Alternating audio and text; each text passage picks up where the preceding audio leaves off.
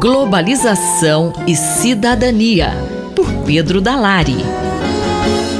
Bom dia, professor Pedro Dalari. Professor, além, claro, da grave crise de saúde, o coronavírus expôs também o grande abismo na sociedade, a questão da desigualdade social, não é verdade? A crise do coronavírus expôs de maneira aguda os problemas gerados pela pobreza, pela concentração de renda e pela desigualdade social.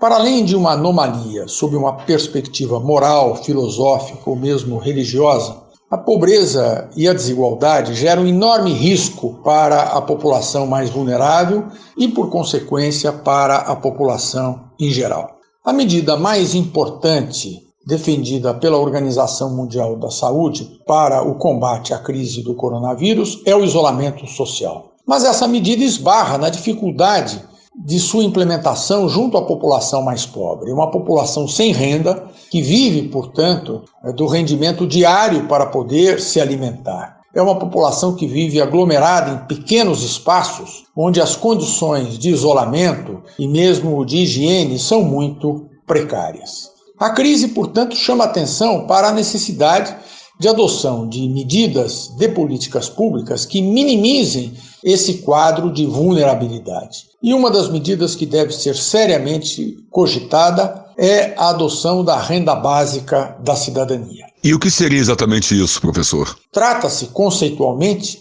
de uma quantia paga mensalmente, independentemente de condição, a toda pessoa com a finalidade de auxiliar na satisfação das necessidades básicas. Ela é oriunda, essa quantia, da receita proveniente dos impostos pagos pela sociedade e, na medida em que gera estabilidade social, beneficia o conjunto da própria sociedade. Ela pode ser até condicionada ao atendimento de alguma exigência, mas aí os custos de administração do benefício acabam sendo altos e podem não compensar. Alguns países já vêm adotando propostas de renda básica da cidadania. É o caso do Quênia, que tem uma experiência muito bem sucedida.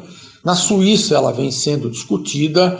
Aqui no Brasil, a Prefeitura de Maricá, no estado do Rio de Janeiro, adotou a renda básica da cidadania com base nos rendimentos gerados pelos royalties da exploração de petróleo. Medidas assemelhadas têm sido adotadas em todo o mundo sob diversas rubricas. A Bolsa Família, por exemplo, aqui no Brasil, não deixa de ser uma forma de aplicação de um projeto de renda básica da cidadania, assim como o seguro-desemprego no mundo inteiro. No Brasil, a renda básica já está prevista em lei votada em 2004 e sancionada pelo presidente Lula com o número 10.835. Oriunda de um projeto do então senador por São Paulo, Eduardo Suplicy, hoje vereador, a lei prevê justamente o pagamento de um valor mensal que auxilie o custeio das despesas básicas de toda pessoa e, no entanto, nunca foi regulamentada. A Lei 13.982, que foi sancionada na semana passada e que estabelece o pagamento emergencial de R$ 600 por mês por 3 meses para pessoas mais vulneráveis, não deixa de ser uma forma de aplicação desse princípio de universalidade da ajuda aos que dela necessitam. A lei prevê por 3 meses o pagamento desse valor e um máximo de R$ 1.200 por família. Os fatores conjunturais que motivaram a adoção agora desta lei, no entanto, sugerem a conveniência de que ela se torne permanente por conta de outros fatores estruturais que vão fazer com que haja persistência de situação de vulnerabilidade. Por exemplo, o desemprego em função do desenvolvimento tecnológico que vai eliminando postos de trabalho. É preciso aprender com as dificuldades. A adoção da renda básica da cidadania é uma medida que pode se constituir em um legado positivo decorrente da crise do coronavírus. Um legado positivo para o Brasil e para o mundo. Este foi o professor Pedro Dalari, que falou com Marcelo Hollenberg para a Rádio USP. Globalização e Cidadania, por Pedro Dalari. Ética e Política, por Renato Janine Ribeiro. Alguns ministros do governo federal, além do deputado Eduardo Bolsonaro, têm feito várias críticas e provocações à China, incluindo piadas, o que já causou várias reações do governo chinês. Quais implicações disso nas relações do Brasil com a China? Com as últimas declarações do governo, chegamos a pelo menos 3 ou 4 provocações sérias feitas pelo filho do presidente da República, pelos ministros das Relações Exteriores e da Educação à China. Não podemos esquecer que a China é nosso maior parceiro comercial. Deixando claro, sem China não há economia brasileira. Sem China não há funcionamento do Brasil. E, no entanto, nós temos provocações, desde aquela que diz que o vírus é chinês, coisa que não se pode dizer com certeza, até piadinhas como a pronúncia do R como L, que ofendem a China, e a China já respondeu 2 ou 3 vezes por meio da embaixada, do consulado no Rio, que não está gostando, que isso não deve ser feito, pediu retratação, o governo brasileiro não fez retratação, e isso cria uma situação bastante perigosa para o Brasil. Basta a China decidir reduzir o comércio com o Brasil, ou mesmo acabar com o comércio com o Brasil, que é mais difícil, mas basta a China reduzir o comércio com o Brasil que nossa crise econômica, que já está séria, não só porque temos vários anos de problemas econômicos, como também por causa da crise mundial, nossa crise irá para o espaço. Nós pioraremos muito. E, no entanto, parece que o governo não tem a menor preocupação com isso, a menor preocupação com a seriedade da situação. É importante também dizer o seguinte: a China é um país que tem mais ou menos 1/5 da população mundial.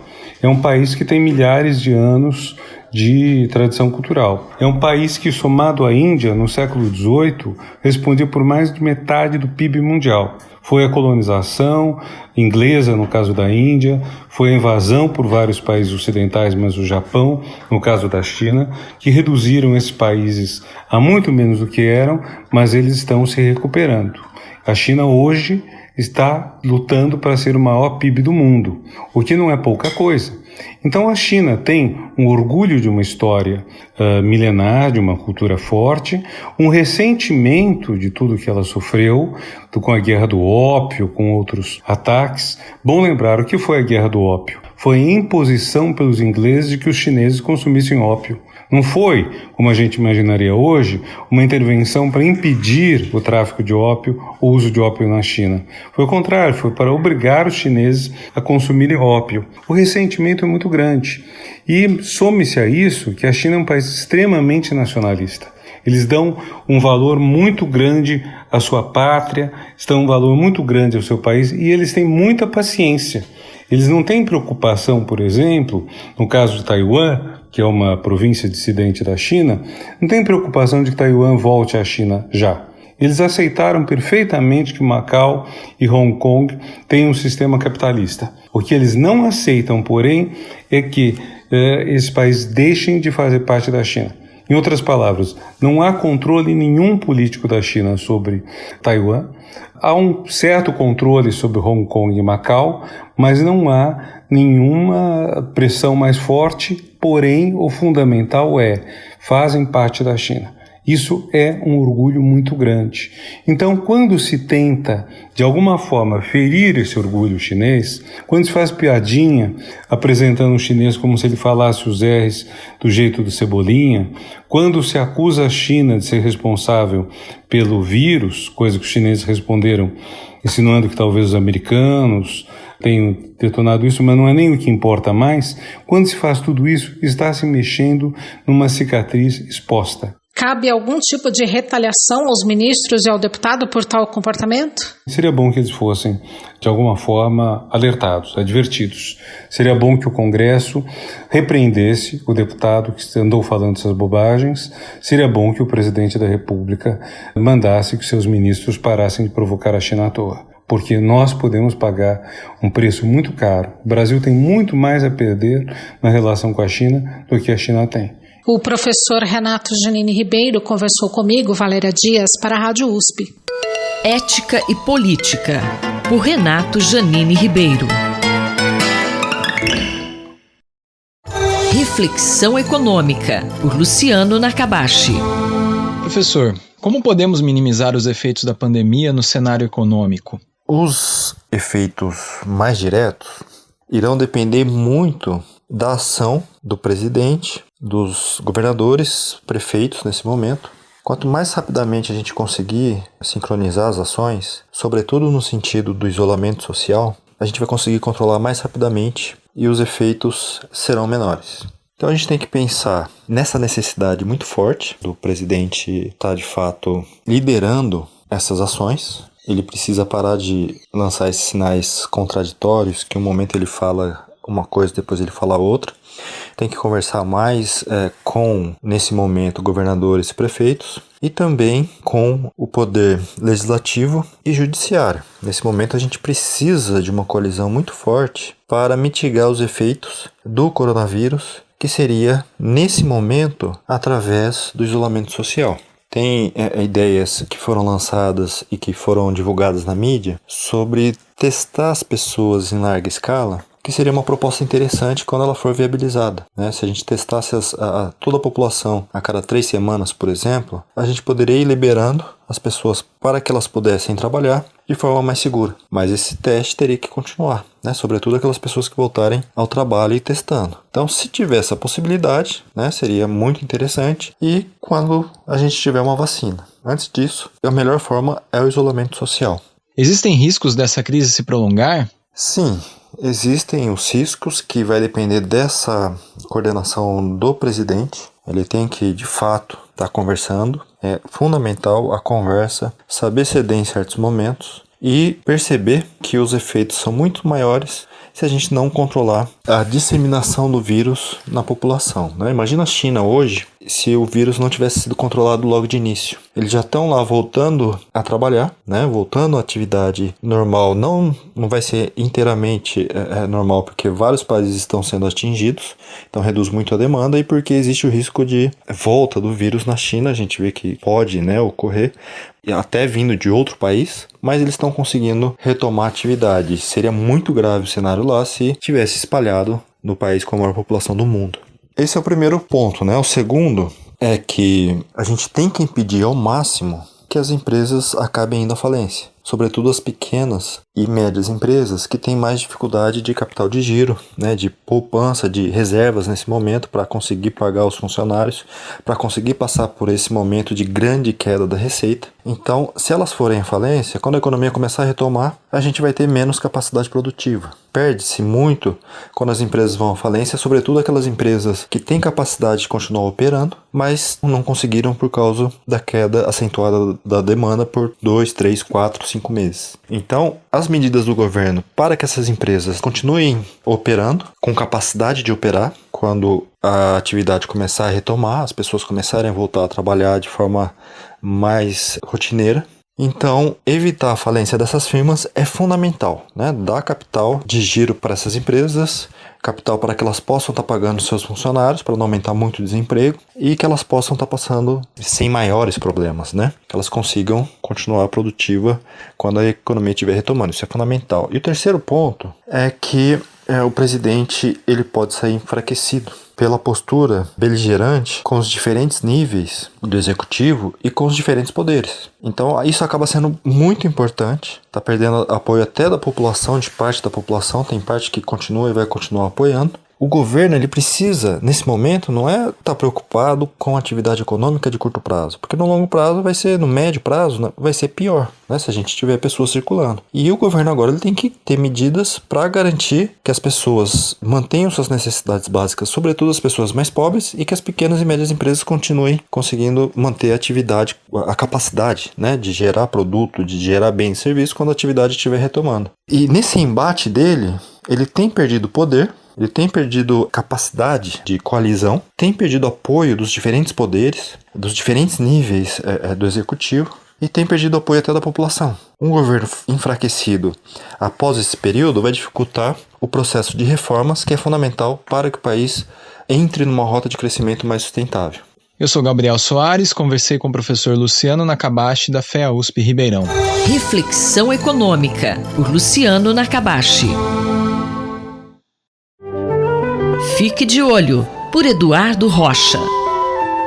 Fomos pegos de surpresa com a realidade que a pandemia nos impôs e com a novidade do isolamento social. Quem não tem descanso é o olho.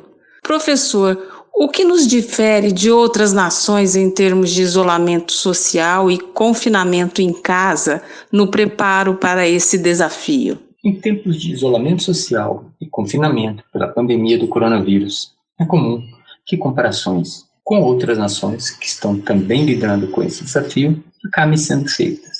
É interessante notar que países que vivem sob o alarme de possíveis guerras ou ataques, ou cujas condições naturais às vezes podem provocar mudanças muito rápidas das condições, como regiões que vivem sob ameaça de tufão, furacão ou mesmo erupções vulcânicas, e a diferença dessas regiões, da educação dos seus povos, é que muitos deles, concentrados no hemisfério norte, possuem já muitas restrições de deslocamento causadas pelo clima, muitos meses do ano muito frio e que inibem o deslocamento, fazem com que o planejamento, estocagem de alimentos e planejamento de deslocamento seja necessariamente planejado bastante antecipado.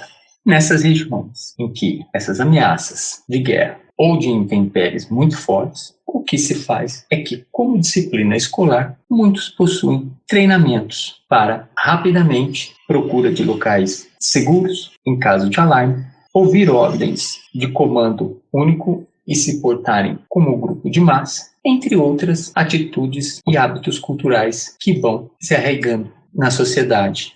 Coisas que só muito recentemente, no Brasil, em alguns treinamentos para incêndios e outras atividades, vêm sendo colocadas na educação dos jovens. É curioso observar que, estando em ambientes de grandes metrópoles, principalmente nos Estados Unidos, o ruído de ambulâncias e caminhões de bombeiro são notados praticamente o tempo todo. Uma vez, observando isso com um colega português, ele disse que se tratava de um hábito para ir educando as pessoas de que um possível alarme daqueles poderia, em algum momento, ser realmente uma situação crucial, como, por exemplo, foi o ataque de 11 de setembro, mas que, na maioria das vezes, se tratavam ou de treinamentos ou casos triviais, mas que todo o procedimento era seguido à risca, inclusive interrupção do trânsito, preparação, como se tratasse de um grande salvamento, de um grande evento catastrófico. Com a necessidade do confinamento em casa, os nossos olhos não param de trabalhar.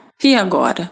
De repente, nos vimos forçados a adaptar uma série de atividades para displays de computador, na forma de conferências, trabalhos remotos, home office, os olhos ligados no noticiário, ver quais são as novas recomendações, os programas de mensagem da família, para saber se todos estão realmente bem, e assim, os olhos é que realmente têm funcionado quase as 24 horas do dia, dando atenção a essa nova ansiedade, a preocupação que foi criada. É necessário que haja repouso para os olhos, idealmente 8 horas por dia, ou que sejam então lubrificados, poupados de ar-condicionado e principalmente do manuseio com as mãos durante esse período.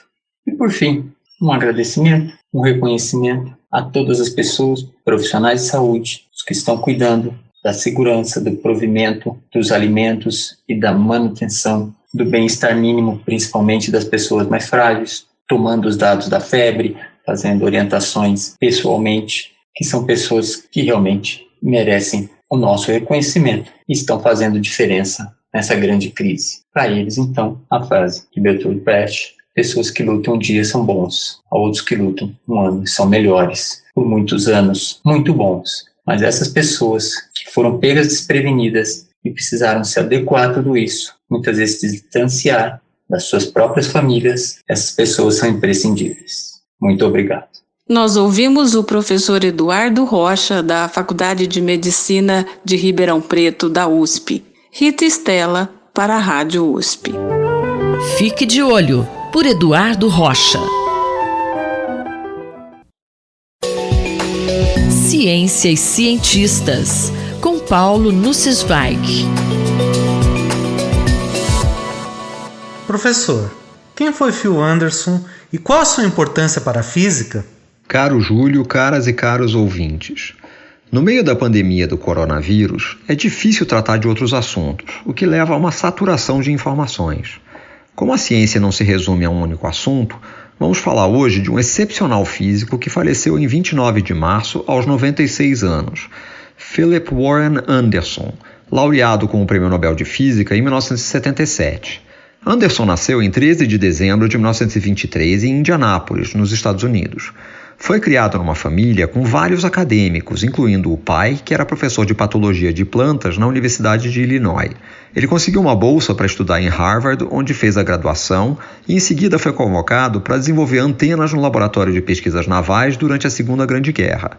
Após a guerra, voltou para Harvard, onde se doutorou sob orientação de John Van Vleck, que partilharia o prêmio Nobel com ele e com Sir Neville Mott, por suas investigações teóricas fundamentais da estrutura eletrônica de sistemas magnéticos e desordenados.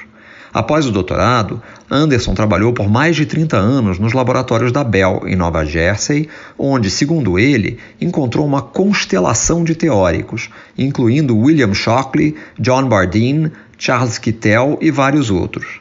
Também aprendeu o jeito Bell de promover trabalho conjunto e próximo entre experimentais e teóricos. Segundo Anderson, aquela foi a época em que eles inventaram a tecnologia moderna. Phil Anderson foi um cientista e autor prolífico, responsável por um grande número de contribuições importantes e diversas à física. Já em 1958, tratou do transporte de elétrons em materiais desordenados. Dependendo do grau de desordem do material ou da quantidade de elétrons presentes, a difusão era suprimida e os elétrons ficavam localizados. O fenômeno ficou conhecido como localização de Anderson e foi posteriormente generalizado para outros sistemas, gerando interesse até hoje. No início dos anos 1960, ele examinou propriedades de simetria, a invariância das propriedades de sistemas mediante certas operações, como por exemplo a reflexão por um espelho, e mostrou um mecanismo de quebra de simetria que levaria fótons a possuírem massa no interior de um meio. 2 anos depois, Peter Higgs citaria esse estudo quando propôs o mecanismo que dá origem à massa de partículas elementares e previu a existência do bóson de Higgs. Phil Anderson se posicionava politicamente. O trabalho dele teve implicações filosóficas? Na sua autobiografia, publicada na página da Fundação Nobel, Anderson menciona a influência da consciência política inusitada para o local e para a época dos amigos de seus pais, com quem conviveu nos anos 40 em Illinois. Mais tarde, seus interesses foram reforçados por excessos governamentais em nome de segurança e patriotismo. Por isso, ao longo da sua carreira, recusou trabalhar em assuntos considerados segredo de Estado. Ele também não era religioso, dizendo que não chegava a ser tão ateu quanto o biólogo Richard Dawkins, mas que não ficava muito distante. Ele afirma ter contribuído para várias causas sociais e contra a Guerra do Vietnã. Anderson trabalhava em física de muitos corpos. Ele examinou como que propriedades de simetria de leis fundamentais da natureza, que descrevem o comportamento de partículas elementares, são preservadas ou quebradas em sistemas com números muito grandes de partículas. Ele mostrou que em vários sistemas macroscópicos, as simetrias fundamentais podem ser quebradas e outras simetrias ou assimetrias podem surgir. Isso levou a criticar as visões reducionistas da ciência, que supõem que todas as propriedades de sistemas macroscópicos podem ser deduzidas a partir das leis fundamentais, que se aplicam a poucas partículas.